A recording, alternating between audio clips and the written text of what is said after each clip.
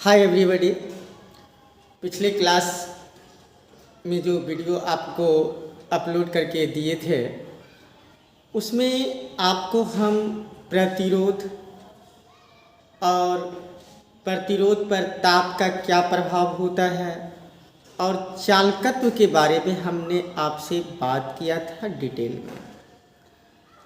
इसके बाद 2 दिन का वीडियो आप लोगों के बीच हम अपलोड नहीं कर पाए क्योंकि यहाँ पर जो है इंस्टीट्यूट में जनेऊ का कार्यक्रम चल रहा था। मकान मालिक का बेटे का जनेऊ था, इस कारण से आप लोगों के बीच में हम वीडियो नहीं बना पाए, इसके लिए हमें खेद है। और अब से जो है आपके बीच में वीडियो रेगुलर आते रहेगा और आप लोग कंटिन्यू ध्यानपूर्वक पढ़ाई करेंगे। आज का जो टॉपिक है वह पिछले ही टॉपिक का रिमेंबर पॉइंट है और आज जो आप लोगों के बीच में हम बताने वाले हैं बस प्रतिरोध, चालकत्व और प्रतिरोध पर ताप के प्रभाव पर आधारित रिमेंबर पॉइंट। तो नोट करेंगे एक एक कर करके रिमेंबर पॉइंट नोट कीजिए। टॉपिक का हेडिंग दे दीजिए remember point. Remember points. Points number 1, पहला पॉइंट है प्रतिरोध एक अदिश राशि होता है, ध्यान रखिएगा। तो इसको लिख लीजिए यहाँ पे, प्रतिरोध एक अदिश राशि होता है।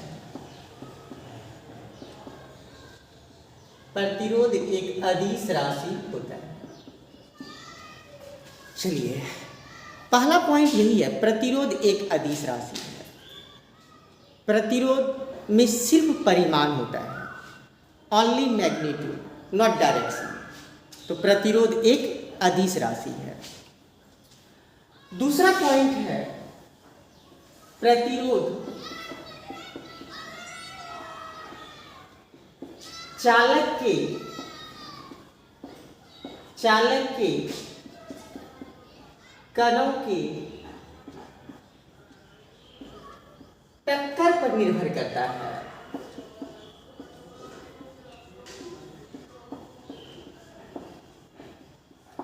प्रतिरोध चालक के कणों के टक्कर पर निर्भर करता है। हम पहले भी बताए हैं आप लोगों को कि अगर टक्कर की संख्या ज़्यादा अगर होता है तो अवरोध ज़्यादा उत्पन्न करेगा। चालक तार में जब इलेक्ट्रॉन के बीच में अगर टक्कर ज़्यादा होगा तो अवरोध ज़्यादा उत्पन्न करेगा और प्रतिरोध का मान भी ज़्यादा होगा। तो वह जो पार्टिकल्स जो आपस में जो टकराते हैं चालक के अंदर में, अगर उसकी संख्या अगर ज़्यादा होगा तो प्रतिरोध का मान भी ज़्यादा होगा। इस बात को आप ध्यान रखेंगे। नंबर 3 पॉइंट को नोट करेंगे, प्रतिरोध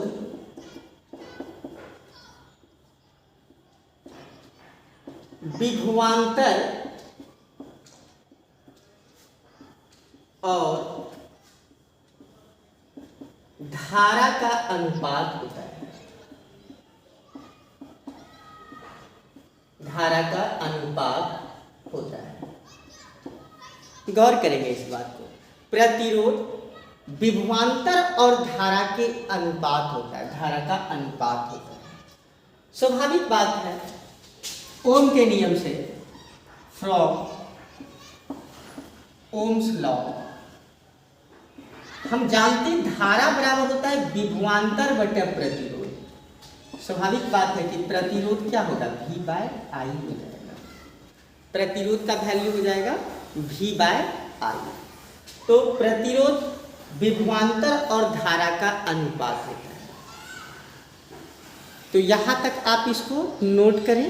इसके बाद हम आगे पॉइंट नंबर 4 पर बात करेंगे।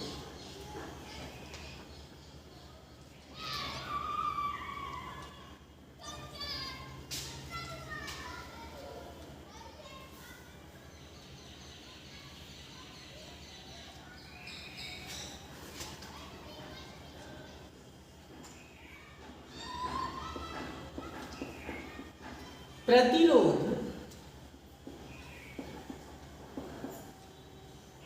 चालक तार की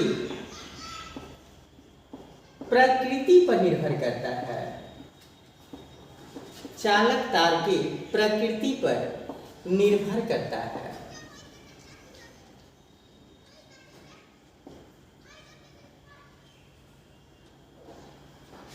प्रतिरोध चालक तार की प्रकृति पर निर्भर करता है।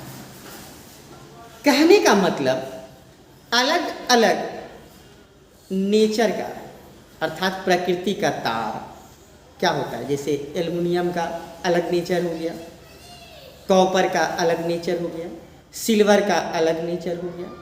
तो अलग अलग तार का अगर हम बदल देते हैं तो तार का प्रकृति बदल देते हैं, अर्थात अलग अलग तार लेते हैं तो सबों का प्रतिरोध भी अलग अलग ही आएगा।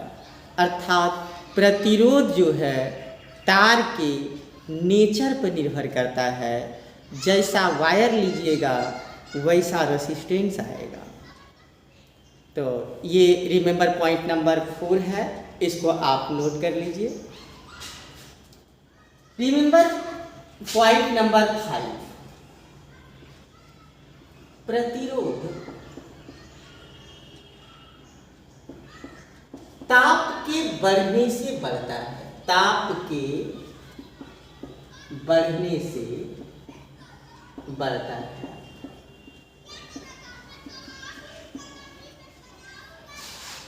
ध्यान रखिए इस बात को, हमने पहले भी बतलाया है कि अगर टेम्परेचर, अगर कोई वायर है, अगर टेम्परेचर अगर इंक्रीज करेगा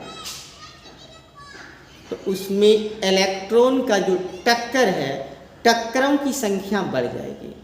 इसको हम पिछले क्लास के वीडियो में हमने इसको प्रूव्ड भी किया है कि अगर प्रतिरोध में अगर हम बात करें चालक तार का, सबसे बड़ी बात यहाँ पर यह है कि अगर टेम्परेचर को बढ़ा दो तो टक्कर की संख्या बढ़ जाएगा, इलेक्ट्रॉन के टक्कर की संख्या बढ़ जाएगा। और इलेक्ट्रॉन के टक्कर की संख्या बढ़ने से अवरोध ज़्यादा उत्पन्न होगा, और अवरोध ज़्यादा उत्पन्न होने से प्रतिरोध का मान ज़्यादा होगा। इसीलिए ध्यान रखिएगा, ताप के बढ़ने से प्रतिरोध का मान बढ़ता है, हमेशा याद रखिएगा इस बात को। टेम्परेचर अगर इंक्रीज करेगा तो रेसिस्टेंस भी इंक्रीज करेगा। ताप के बढ़ने से प्रतिरोध का मान बढ़ता है। ओके, ये था आपका पॉइंट नंबर 5। नेक्स्ट पॉइंट पर हम बात करेंगे, पॉइंट नंबर 6, ताप के बढ़ने से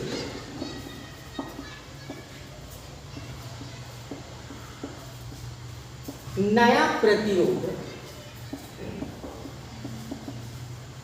ताप के बढ़ने से नया प्रतिरोध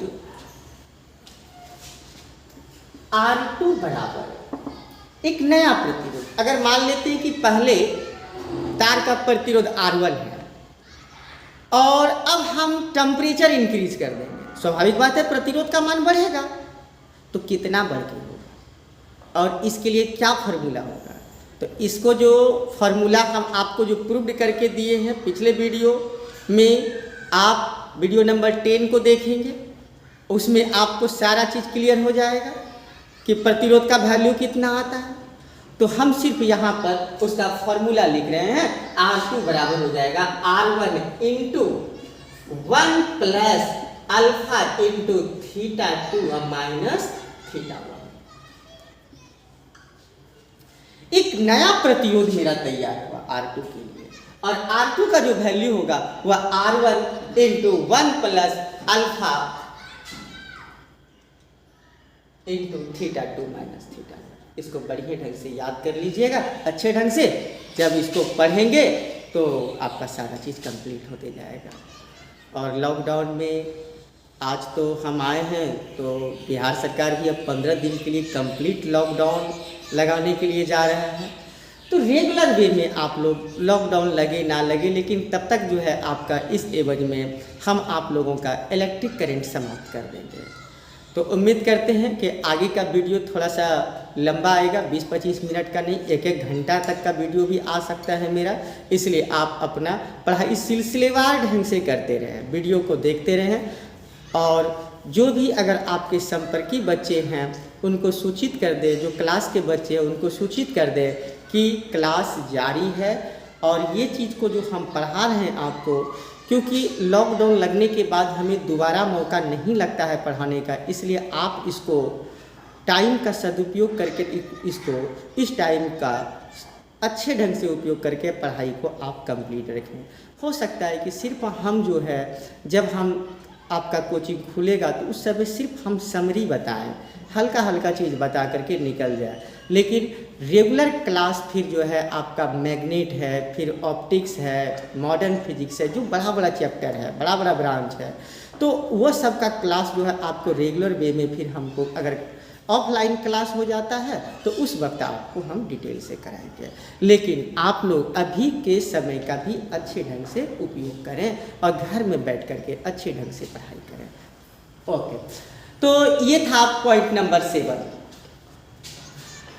6 तक तो हम लोग जान गए हैं। अब 7 नंबर पॉइंट पर हम बात करते हैं। 7 नंबर पॉइंट हमारे 6 नंबर पॉइंट पे डिपेंड करता है, क्योंकि 7 नंबर पॉइंट में एक अल्फा का भी माना है।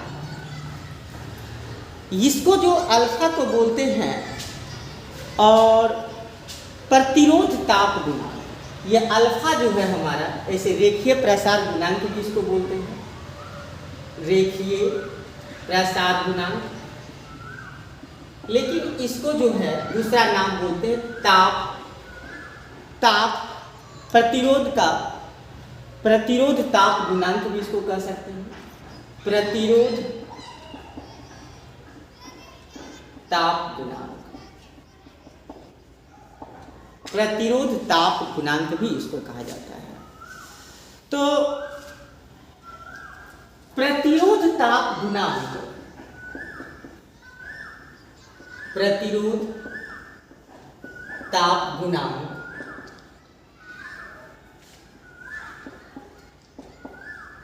चालक तार के प्रकृति पर निर्भर करता है। चालक तार के प्रकृति पर निर्भर करता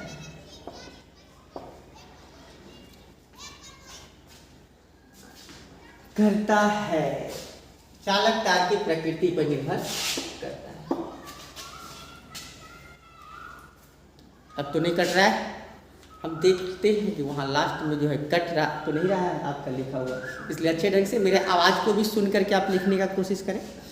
तो हो गया, प्रतिरोध ताप गुणांक चालक तार के प्रकृति पर निर्भर करता है, क्योंकि R2 का जो फॉर्मूला है इसमें अल्फा आ रहा है, और ये अल्फा जो है आपका, जिसको हम लोग प्रतिरोध ताप गुणांक बोल रहे हैं, ये चालक के प्रकृति पर निर्भर करता है। फिर वही बात आ गया, एल्युमिनियम के लिए अलग प्रतिरोध गुणांक का मान होगा, सिल्वर के लिए अलग होगा, कॉपर के लिए अलग होगा, जैसा वायर इस्तेमाल करेंगे सबका अलग अलग प्रतिरोध ताप गुणांक का मान आएगा।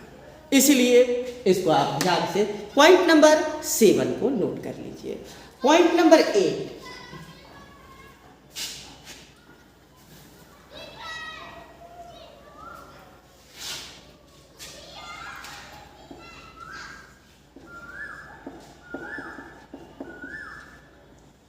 प्रतिरोध का संकेत।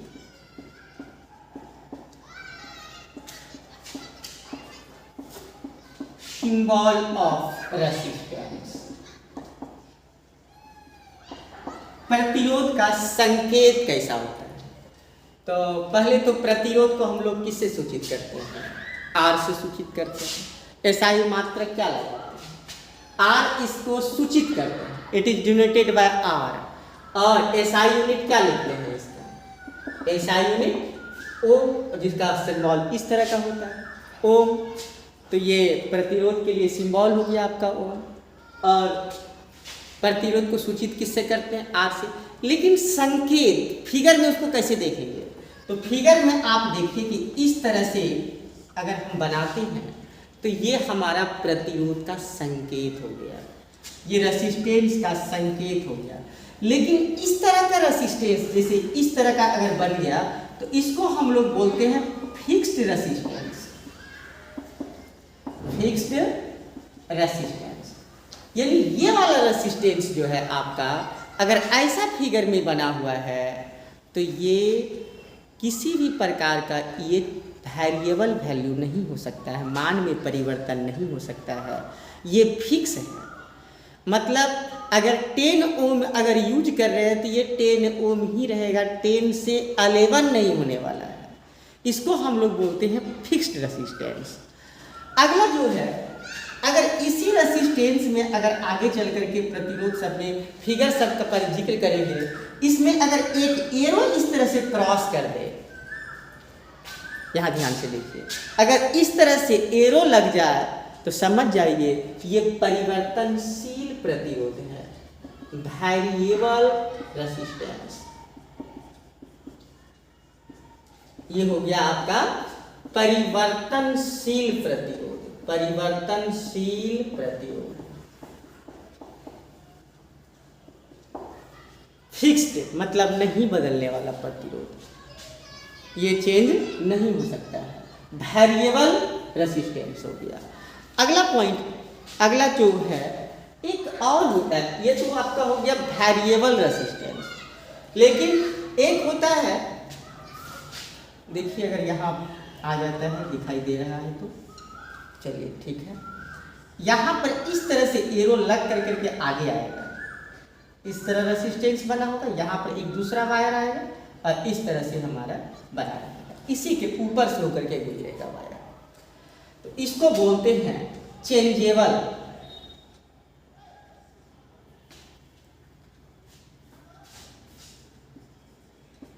Changeable resistance.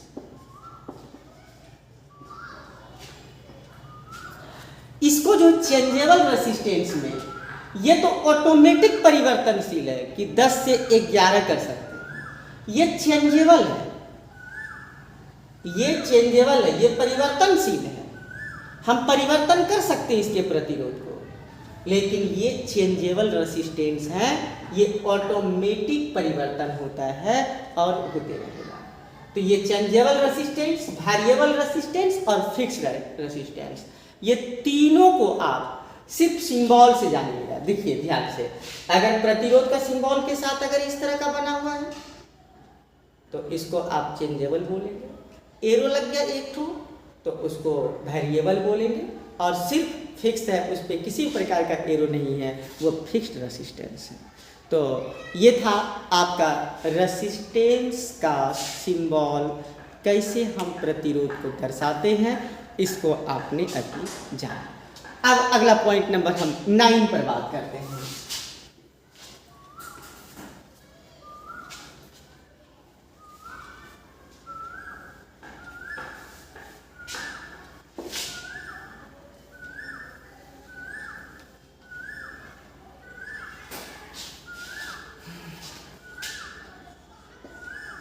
Nine number point, प्रतिरोध का मात्रक, प्रतिरोध का मात्रक, प्रतिरोध का मात्रक, यूनिट ऑफ रेसिस्टेंस क्या इस्तेमाल कीजिएगा? पहले तो R equal to V by I बोलिएगा, R equal to V by I बोलिए, तो V के लिए तो वोल्ट और I के लिए एम्पियर, तो ये क्या बन जाएगा? वोल्ट प्रति एम्पियर, वोल्ट प्रति एम्पियर। और इसी को हम ओम के नाम से भी जानते हैं, इसी को हम ओम के नाम से भी जानते हैं। आगे चल करके इसमें थोड़ा सा एक बात को हम इसी जगह डिटेल करना चाहते हैं, क्योंकि एक जो है यहाँ पर जो विभव आ रहा है और एम्पियर आ रहा है, हम इसका और लॉन्ग फॉर्म में यहाँ पर जानना चाहते हैं यूनिट, क्योंकि डायमेंशन उससे लिखने में काम आएगा। जो नेक्स्ट पॉइंट नंबर 10 में हम डायमेंशन सिखाएंगे आपको। तो सबसे पहले यहीं पर हम यूनिट सिखा देते हैं, इसका लॉन्ग फॉर्म यूनिट, क्योंकि शॉर्ट फॉर्म यूनिट का डायमेंशन हम नहीं लिखते। आपको शुरू से ही बता रहे हैं, 11th क्लास से ही इस बात को हम क्लियर कर रहे हैं। जब भी डायमेंशन लिखना होगा तो लॉन्ग फॉर्म यूनिट का ही हम लोग लिखते हैं। तो चलिए यहाँ पर तो v हो गया, v बाय आई हो गया। तो सबसे पहले v बराबर जो फॉर्मूला होता है ये w बाई क्यू होता है। v के लिए फॉर्मूला w बाई क्यू। पहले मैं v को ही डिटेल कर लेता हूँ। w को क्या लिखिएगा लॉन्ग फॉर्म में, kg मीटर स्क्वायर पर सेकेंड का स्क्वायर, क्योंकि वर्क है, वर्क बाय चार्ज है, वर्क अपॉन टाइम और वर्क अपॉन चार्ज। तो केजी मीटर स्क्वायर पर सेकेंड का स्क्वायर और चार्ज के लिए हो गया एम्पियर सेकेंड।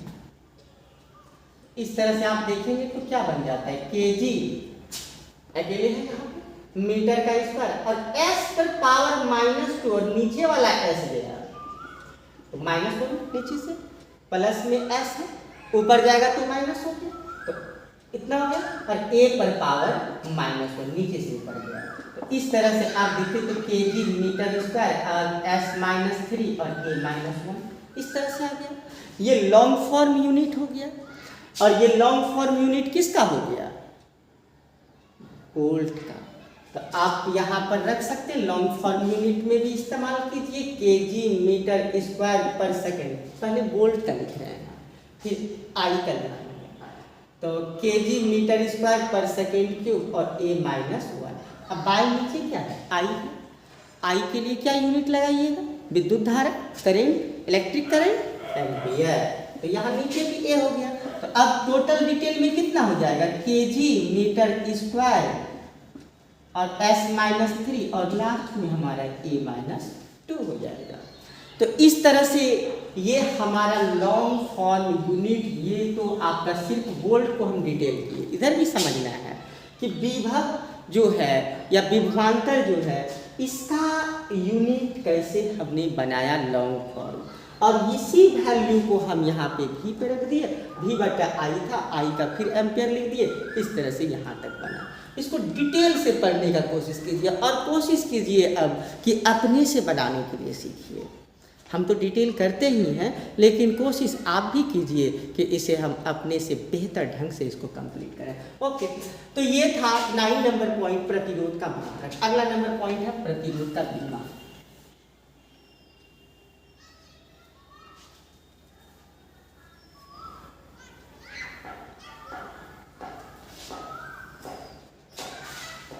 पॉइंट नंबर 10, प्रतिरोध का बीमा।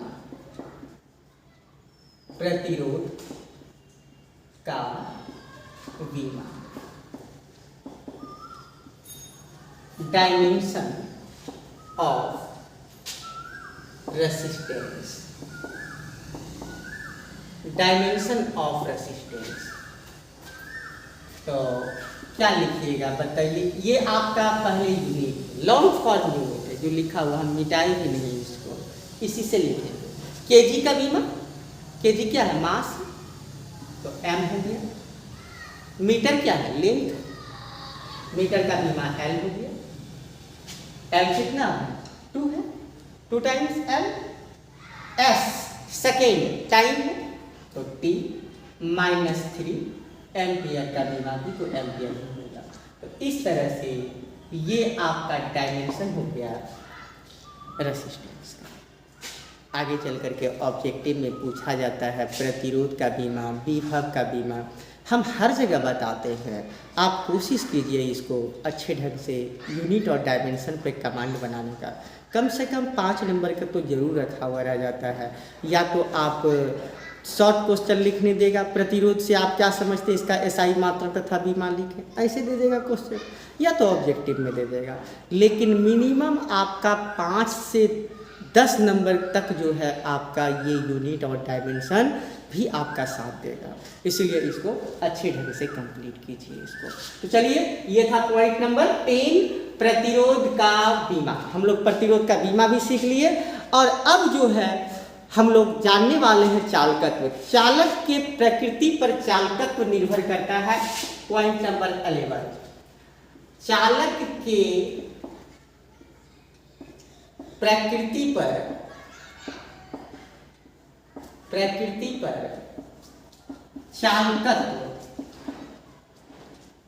चालकत्व निर्भर करता है। याद रखिए इस बात को, चालक के नेचर पर। जैसे ही हम नेचर का बात करते हैं तो समझिए कि अलग अलग नेचर की बात होने लगा, अलग अलग वायर की बात होने लगा। तो अलग अलग वायर का चालकत्व भी अलग अलग होगा। जब अलग अलग वायर का प्रतिरोध जब अलग अलग होता है और प्रतिरोध का ही जो है अपोजिट, जिसको हम लोग कहते हैं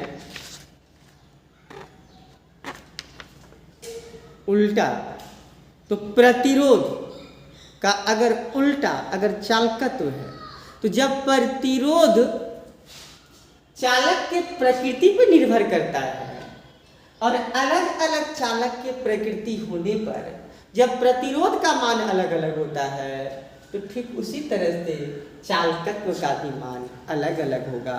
मतलब फिर वही बात आ गया, वायर चेंज करते जाइए, चालकत्व का मान भी चेंज होते चला जाएगा।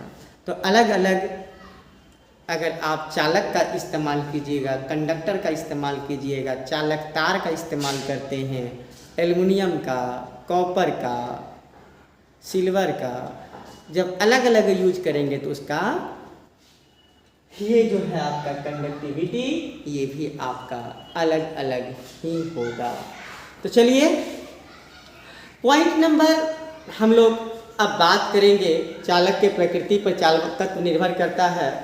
चालकत्व धारा के परिमाण के समानुपाती होता है। 12 नंबर पॉइंट, चालकत्व धारा के परिमाण के समानुपाती।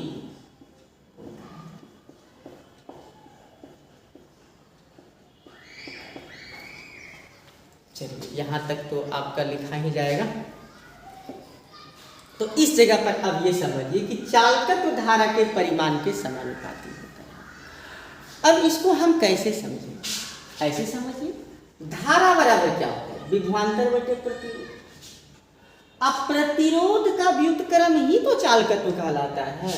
और चालकत्व के लिए देखिए, ध्यान दीजिए, एक बच्चे हमको क्वेश्चन करके भी पूछे थे, सर 1/r, ध्यान रखिएगा, 1/r इक्वल टू जी होता है।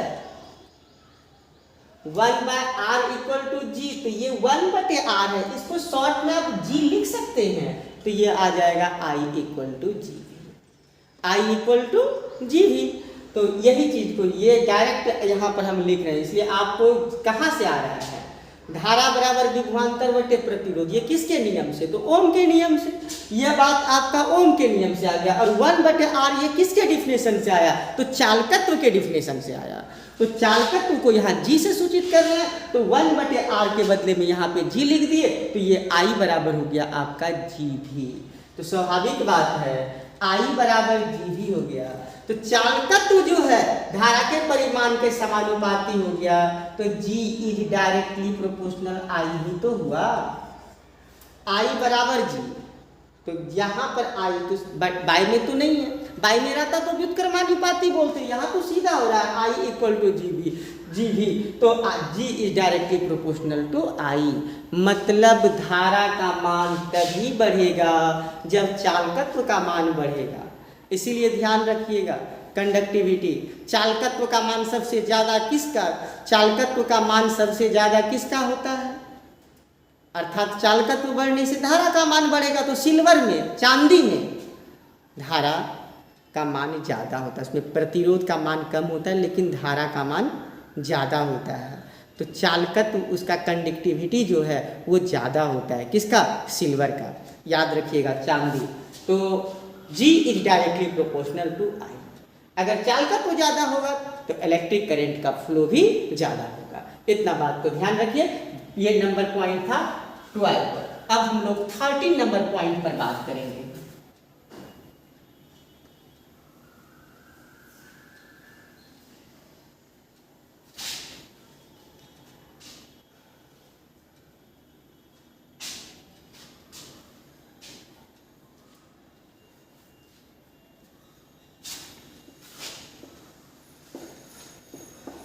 इस पॉइंट को हमको पहले लिखना चाहिए था, लेकिन कोई बात नहीं है। चालक के प्रतिरोध के व्युत्क्रम को चालकत्व कहा जाता है। चालक के प्रतिरोध के व्युत्क्रम को चालकत्व कहा जाता है। चालकत्व कहा जाता है। स्वाभाविक बात, हमने पहले भी बताया था G इक्वल टू 1/R होता है। G इक्वल टू 1/R अर्थात प्रतिरोध का उल्टा ही चालकत्व कहलाता है। और चालकत्व को हम किससे सूचित करते हैं? तो कैपिटल G से सूचित करते हैं। याद रखिए ये सिंबल मानने का है, तो कैपिटल G इसका हम सिंबल यूज कर रहे हैं। जब भी आप लिखिएगा तो लिख दीजिएगा बगल में चालकत्व G इक्वल टू 1/R, तो ये प्रतिरोध के व्युत्क्रम के बराबर होता है। अब हम लोग 40 नंबर पॉइंट पर बात करते हैं। चालकत्व का एसआई मात्रक। चालकत्व का यहाँ मात्रक लिख देते हैं, यूनिट्स ऑफ आपका हो गया कंडक्टिविटी।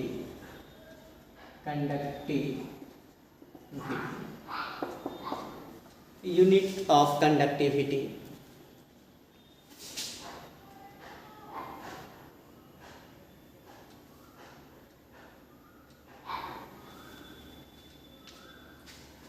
तो चालकत्व का मात्रक यहाँ पर हम लोग लिखते हैं। क्या लिखिएगा आप? पहले तो G का फॉर्मूला 1/R है, तो R तो नीचे है, तो R के लिए आप ओम लिखिएगा, तो 1/ओम हुआ, तो ऊपर जाएगा तो क्या हो जाएगा? प्रति ओम। प्रति ओम के लिए हमने आपको क्या सिखाया? प्रति ओम को हम महो भी बोलेंगे, MHO महो। इसी का दूसरा नाम हम साइमेन भी बताए थे, साइमेन भी आप बोल सकते हैं। महो, प्रति ओम, या इसमें हम लोग साइमन का इस्तेमाल करते हैं। तो इतना बात आप ध्यान रखिएगा।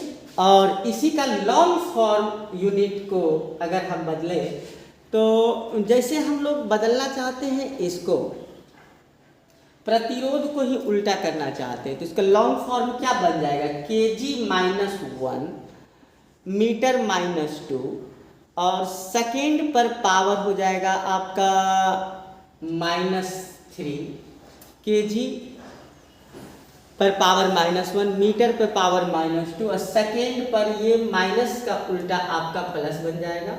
और एम्पियर जो आपका जो माइनस में हुआ करता था यहाँ पर भी आपका प्लस में हो जाएगा।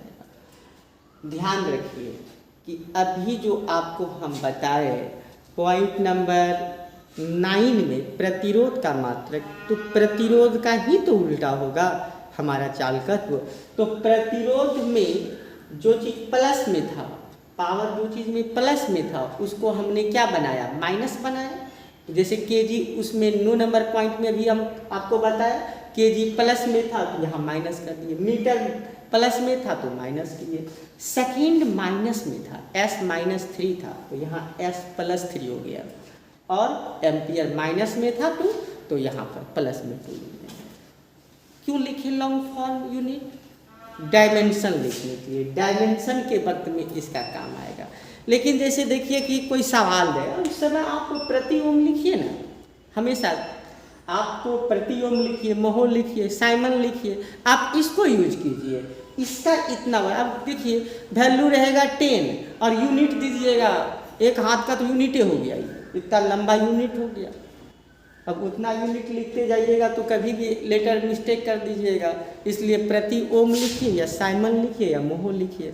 ये सब यूनिट आप न्यूमेरिकल बनाने वक्त में यूज कीजिए, लेकिन जानकारी आप पूरा रखिए। जानकारी जो है कम मत रखिए, जानकारी जितना होता है सब सीखिए, लेकिन यूज उसी अनुसार से कीजिए। चलिए, ये था आपका पॉइंट नंबर 14 और आज का हम लास्ट पॉइंट ले रहे हैं 15 नंबर पॉइंट, और वो है आपका डायमेंशन बीमा। तो 15 नंबर पॉइंट पर आप दीजिए चालकत्व का बीमा। चालकत्व का बीमा, तो चालकत्व का बीमा आप जो है यूज कीजिए, इसमें डायमेंशन, कंडक्टेंस का डायमेंशन, यहाँ पे देखिए यूनिट लॉन्ग करना है, केजी के मास -1 है तो इस पर भी -1 हो जाएगा। मीटर पे पावर -2 है तो एल पे पावर -2। सेकेंड के लिए टाइम हो जाएगा T3 और A2।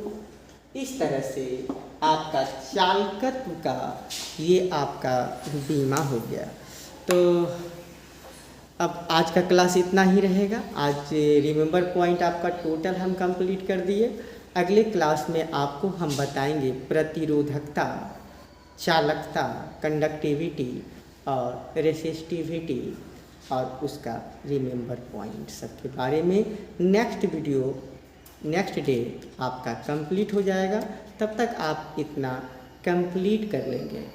मैं आशा करता हूँ कि घर में सिर्फ आप लोग खाना पीना खाकर सोते ही नहीं हैं, बल्कि पढ़ भी रहे हैं, है ना। और पढ़ना भी ज़रूरी है, क्योंकि देखिए अब ये मत सोचिए कि घर में बैठे हैं तो पढ़ाई नहीं करें, क्योंकि ये सब चीज़ अगर आपका छूट जाएगा तो सदा के लिए छूट ही जाएगा। ये फिर मौका नहीं लगेगा आपको पढ़ने का।